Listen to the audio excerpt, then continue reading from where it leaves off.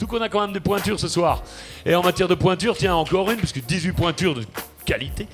Je vous demande d'accueillir un petit gars technique, tactique, éthique et assez énervant tellement il est jeune. Je vous demande d'accueillir sur scène Giovanni Centola.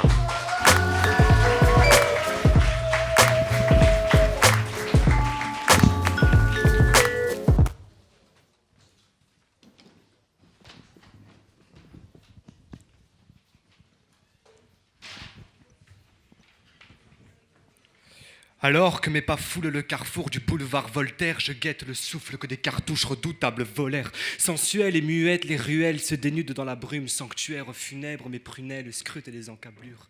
Ici, mes rêves déferment, le décor se froisse en recul depuis que les ténèbres dévorent le croissant de lune.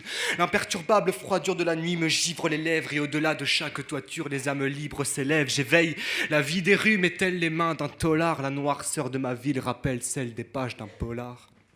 Les bandes rôdent dans le centre, mais s'est écarté de la vie rude que tant de gangs s'ancrent dans les quartiers de Paris Sud. Les flics enfilent le brassard et prétendent dompter le vacarme, mais les clochards ont un blafard quémant de la bonté de Paname.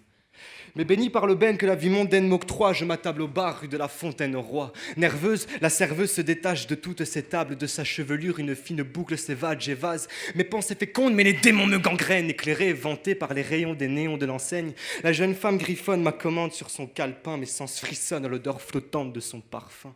C'est à l'angle de la table que je pose mes gants de cuir, le ciel me semble palpable et ne porte que ses pans de nuit. Bercé par les effets de l'éther, je me défais des poncifs, mais cerné, je ne peux m'extraire au récit du décès de mon fils. J'en esquisse le sort car tels les traîtres que l'on file aux cages, il fut abattu port de Vincennes lors d'une prise d'otage.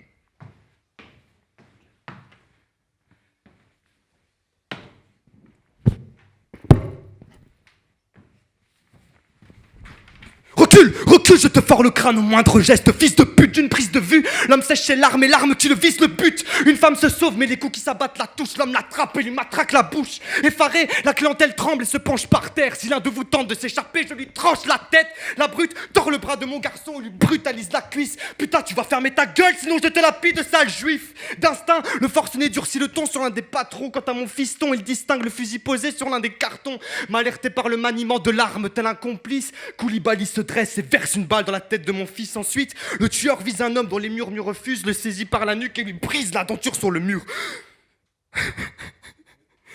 Les souvenirs s'effacent, mes sens fulminent et mes pensées sont troubles. De multiples soupirs disciplinent le rythme de mon souffle. La serveuse me console, mais qu'importe le confort, car toutes des gouttes de sueur perlent sur mon corps. Mais soudain, le cadran de mon téléphone s'allume, le fil d'actu m'accule, une fusillade vient d'éclater au coin de la rue.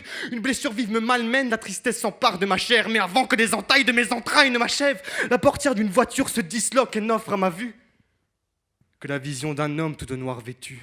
Tandis que tant de songes sombrent parmi les murs de la ville, la mort couvre de son ombre l'architecture de la vie.